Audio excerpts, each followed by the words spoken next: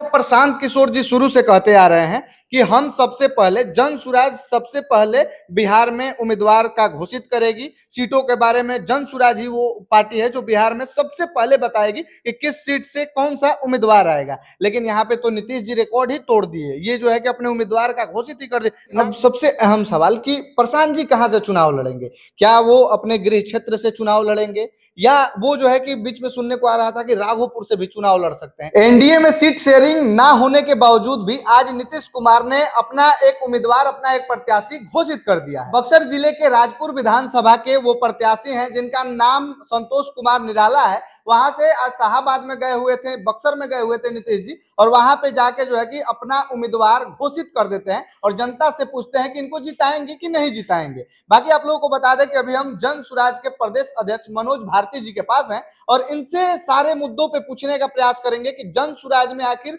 सीटों को लेकर और जन सुराज में प्रत्याशी को लेकर क्या कुछ चल रहा है। आखिर जन सुराज की ओर से कब पहला लिस्ट आएगा कि कौन कौन प्रत्याशी कहां से लड़ेंगे, किस किस विधानसभा से कौन से उम्मीदवार हैं। पहले तो आपका बहुत बहुत स्वागत। धन्यवाद। आपके दर्शकों को भी मेरी शुभकामनाएं। में जन सुराज ही वो पार्टी है जो बिहार में सबसे पहले बताएगी कि किस सीट से कौन सा उम्मीदवार आएगा। लेकिन यहाँ पे तो नीतीश जी रिकॉर्ड ही तोड़ दिए, ये जो है कि अपने उम्मीदवार का घोषित ही कर दिए। ना अभी एनडीए में कोई सीट शेयरिंग हुआ है ना कुछ हुआ है, क्या बोलेंगे इस पे? ये घोषणा नहीं है, ये तो एक कैसे कहूँ मैं, जनता को एडवांस तैयार करने की एक बात कह लीजिए। क्योंकि जब घोषणा होगी तो लिखित रूप से घोषणा होगी, उसका प्रॉपर पेपर पे आएगा, लिख कर आएगा। मुझे नहीं लगता है कि इसको घोषणा का नाम देना चाहिए। लेकिन पूरे न्यूज में सर चर्चा चल रही है कि नीतीश जी ने अपना उम्मीदवार घोषित कर दिया और सीधे वो जब बोलते हैं इसका मतलब कि वहां से जदयू से वही उम्मीदवार रहेंगे जिनका नाम संतोष कुमार निराला है। इस बात पर हमारा कोई ये नहीं है कि वो क्या करेंगे, ये उनके घोषित प्रत्याशी बनेंगे या नहीं बनेंगे। हम ये कहना चाहेंगे कि हमारी तरफ से जो पहली घोषणा होगी वो आगे शायद 20 दिनों के अंदर आपको मिल जाएगी। हमारे यहाँ चुनाव की उम्मीदवारों के चयन की प्रक्रिया जो जनवरी से शुरू हुई थी, अभी अपने लगभग अंतिम चरण पर है। और मुझे लगता है कि अगले 20 दिनों में आपको हमारी तरफ से पहली लिस्ट, उम्मीदवारों की फाइनल लिस्ट निकल। अच्छा सर, एक सवाल रहेगा, जैसे बिहार में अन्य और पार्टियां हैं, एनडीए का हम बात कर ले या महागठबंधन की बात कर ले, किसी भी पार्टी की बात कर ले, तो सारे पार्टियों में ज्यादातर देखा जाता है कि जिस भी विधानसभा से उम्मीदवार घोषित किया जाता है पहले पता लगाया जाता है कि वो उम्मीदवार अपने विधानसभा में उसका क्या छवि है, वो बाहुबली है या बहुत धनवान है, बहुत पैसे वाला है, आखिर क्या है, वैसे व्यक्ति को सीट दिया जाता है। वह मतलब किसी भी पार्टियों में ये नहीं है कि हाँ ज्यादा एजुकेटेड ये हैं, इनकी छवि थोड़ा कम भी दिख रही है, जनता में उतने लोग नहीं जानते हैं तो इनको प्रमोट किया जाए, ऐसे नहीं होता है। जन सुराज में किस रूप से उम्मीदवारों को घोषित किया जाए, क्या बाहुबल देख के, पैसा देख के, किस तरीके से? जो प्रक्रिया आपने बताई दूसरे दलों के लिए, वही प्रक्रिया तो इस बात के लिए जिम्मेदार है कि बिहार पिछले 35 सालों में देश का सबसे पिछड़ा राज्य है और वहां से वो एक पायदान भी ऊपर नहीं आ पाया है। आज भी सबसे पिछड़ा राज्य है, 35 साल 40 साल पहले भी सबसे पिछड़ा राज्य था। जब तक हम माफिया, बालू माफिया, भू माफिया और तरह तरह के गुंडे मवालियों को खोज खोज कर उनको टिकट देते रहेंगे, तब तक बिहार में भ्रष्टाचार कैसे कम होगा, तब तक बिहार में कानून व्यवस्था कैसे सुधरेगी, तब तक बिहार का विकास कैसे होगा, ये बात समझने की है। ये सारे राजनीतिक दल ताल ठोक कर खुले में ये बात कहते हैं और इस बात के बेसिस पर अपने उम्मीदवार चुनते हैं कि कौन कितना पैसे वाला है, कौन कितना शक्तिशाली है, किसके कितने गुंडे हैं, कौन किस माफिया में लगा हुआ है। ये लोग ताल ठोक कर कहते हैं और शर्म भी नहीं लाते हैं कि इन्हीं कारणों की वजह से बिहार आज सबसे पिछले दर्जे पर है, सबसे निचले दर्जे पर है। अच्छा, जन सुराज इसका मतलब ये रिकॉर्ड तोड़ देगी। जो मनोधारणा बना हुआ है कि हम बहुत बड़े बाहुबली हैं, या हम बहुत बड़े पैसे वाले हैं, या हम बहुत बड़े गुंडे हैं, तो हमको जो है कि अगला बार चुनाव में टिकट मिलेगा ही मिलेगा। हम वर्चस्व दिखा देंगे, किसी न किसी पार्टी से टिकट मिल जाएगा, कोई ना कोई पार्टी दे देगी। या अगर हम जो है कि विधानसभा में जाते हैं, विधानसभा में भी अगर देखते हैं, तो वहां पे जिन भी पार्टियों का रहता है दबदबा, तो देखा जाता है कि या तो कोई मर्डरर भी विधानसभा में है, विधायक बना हुआ है। तो ये जो है कि रिकॉर्ड तोड़ देगी जन सुराज। दो बातें हैं इसको लेकर। पहली बात तो ये है कि हम ये वादा करते हैं कि ऐसा कोई भी माफिया से संबंधित आदमी, कोई भी ऐसा क्रिमिनल रिकॉर्ड का आदमी जन स्वराज का उम्मीदवार नहीं होगा, ये हम वादा करते हैं। दूसरा वादा जो कि प्रशांत किशोर ने खुले मन से कहा है कि अगर गलती से हमारा कोई उम्मीदवार ऐसा निकला जो कि ऐसे गंदे कामों में फंसा हुआ है, जनता को हम ये बार बार बताते हैं कि उस हालात में आप सबसे अच्छे कैंडिडेट को ही चुने, वो भले जन सुराज का ना हो फिर भी हमारा जन सुराज का कैंडिडेट अगर अच्छा आदमी नहीं है तो जनता किसी और अच्छे आदमी को वोट दे, हम इसके लिए भी लोगों को कह रहे हैं। ये कौन सी नई राजनीति आप लोग लेके आ गए? इससे नहीं डर लगता है कि कहीं जनता जो है कि जनता के बीच में गलत असर पड़ेगा, जनता इधर उधर वोट दे देगी इसके चक्कर में? या ऐसा तो नहीं है कि एक पब्लिक स्टंट प्रशांत जी खेल रहे हैं ज्यादा अच्छा बनने के चक्कर में, या ज्यादा जन सुराज को अच्छा दिखाने के चक्कर में? ऐसा तो नहीं ना है? आपको एक बार फिर से समझना होगा, जनसुराज सत्ता पाने की राजनीति नहीं कर रही।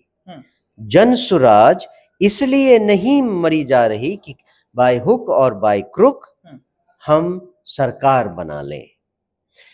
ये इस तरह की गंदी राजनीति, गुंडे मवालियों को टिकट देने की राजनीति, पैसे वालों को टिकट देने की राजनीति, परिवारवाद वालों को टिकट देने की राजनीति वही लोग करते हैं जो कि किसी भी तरह से सत्ता में आना चाहते हो। हमारा पहला एम ये नहीं है कि हम सत्ता में आए। फिर क्या एम है? हमारा पहला एम है कि हम ऐसे लोगों को चुनकर यहाँ सत्ता में लाएं जिनसे बिहार की व्यवस्था को बदला जा सके।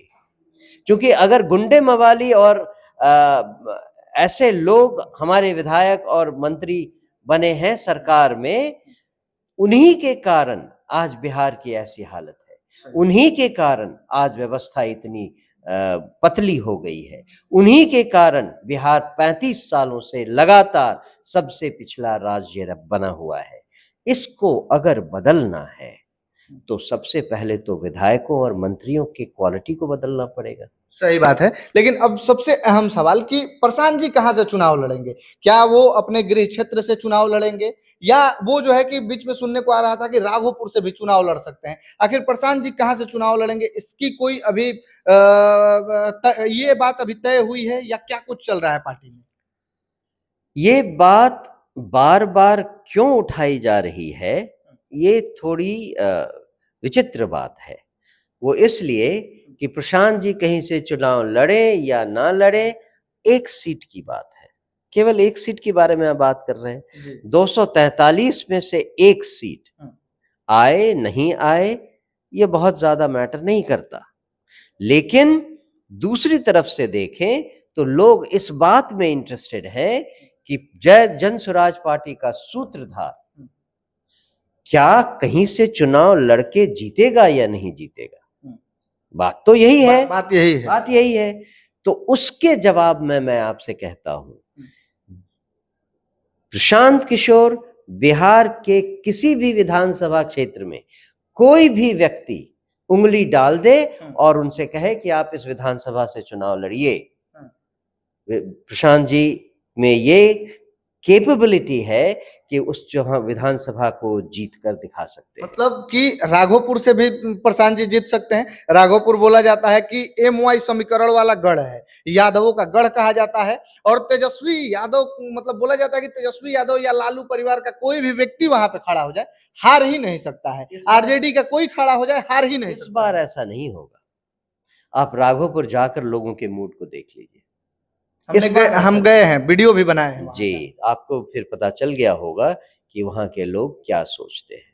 वहाँ के लोग ये जानते हैं कि जब वो बाढ़ से अपने बच्चों को रात में अपने घरों से निकाल कर सुरक्षित जगहों पर ले जा रहे थे, उस समय उनका विधायक उसी पुल पर लड़कों के साथ डांस कर रहा था। मतलब डांस वो जब से वायरल हुआ है तेजस्वी यादव का, कहीं तारीफ भी हो रहा है, कहीं खिंचाई भी चल रहा है तेजस्वी यादव का। वो तो कोई और करे, इससे फर्क नहीं पड़ता। वहाँ के लोग क्या कह रहे हैं उससे फर्क पड़ता है। प्रशांत जी बोल रहे हैं कि ये क्रिकेट में गए, दिखा दिए कि क्रिकेट भी अच्छे से नहीं खेलने आता है। पढ़ने लिखने गए, वो भी दिखा दिए कि 90 फेल रह गए। डांस दिखा दिए, वो भी अच्छे से नहीं करने आता है। क्या बोलेंगे आप इसमें? तो अब आप इस बात से उस व्यक्ति के कैरेक्टर की स्ट्रेंथ को समझ सकते हैं। वो आदमी इस लायक है ही नहीं कि कुछ काम सलीके से कर सके, तो वो आदमी इतने 14 करोड़ लोगों पर शासन कैसे करेगा? वो भी सलीके से नहीं कर पाएगा। कम से कम लोग इतना तो समझ ही रहे हैं। अच्छा, थोड़ा सा पीछे हम जाएंगे। जैसे आप बोले कि 243 में से एक सीट की बात है, हम हारे या जीते, इतना क्यों चर्चा किया जा रहा है कि प्रशांत किशोर जी लड़ेंगे कि नहीं लड़ेंगे या कहां से लड़ेंगे? बहुत सारे लोग या विरोधी दल के ये सोच रहे हैं कि क्या नीतीश कुमार की तरह वो भी तो नहीं है कि कहीं से चुनाव नहीं लड़ेंगे, क्योंकि वन मैन आर्मी कहा जाता है जन सुराज को। तो देखा जाता है प्रशांत किशोर पे सबकी नजर रहती है कि आखिर वो कहाँ से लड़ते हैं, या नीतीश जी की तरह लड़ेंगे ही नहीं। इस वजह से हमने ये सवाल किया। इस सवाल का तो दूसरा उत्तर है। इस सवाल का उत्तर ये है, जो प्रशांत किशोर जी ने बार-बार कहा है कि MLA बनना या बिहार का चीफ मिनिस्टर बनना हमारे लिए कोई बड़ा एम नहीं है। लेकिन ये लोग जितने बिहार के नेता हैं, इसी के लिए तो मरे जा रहे हैं। तो इसीलिए तो यही तो अंतर है प्रशांत किशोर में और बाकी बिहार के नेताओं में। अगर प्रशांत किशोर भी बाकी बिहार के नेताओं की तरह हो गए होते तो फिर जनसुराज क्यों? फिर जनसुराज बनाया क्यों? जो अंतर है जनसुराज पार्टी में और बाकी पार्टियों में, उसका एक नमूना है ये कि प्रशांत किशोर अगर MLA बनना चाहते, केवल MLA के लिए ही खड़े होना चाहते, या बिहार के चीफ मिनिस्टर ही बनना चाहते, तो कोई बात होती। लेकिन उनका कहना है कि वो तो इन चीजों को अपनी डिग्निटी के से बहुत लो समझते हैं।